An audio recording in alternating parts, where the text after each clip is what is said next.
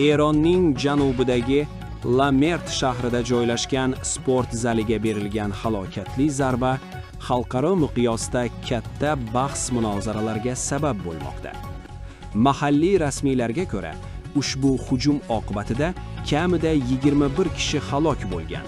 Ular orasida bolalar ham bor. AQSh markaziy qo'mondonligi esa bu zarba Amerika kuchlari tomonidan amalga oshirilmaganini ma'lum qildi.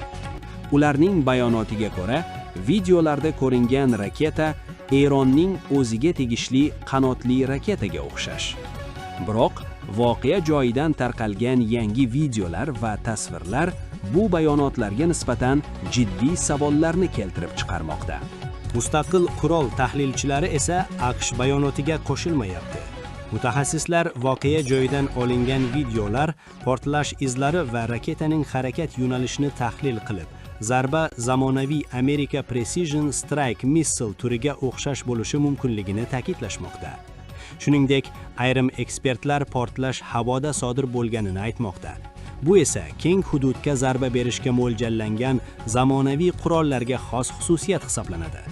Shunga qaramay, AQSh ushbu hujumga aloqadorligini rad etishda davom etmoqda. Hozircha voqea yuzasidan tekshiruvlar davom etmoqda va bu hodisa mojaroning eng bahsli voqealaridan biri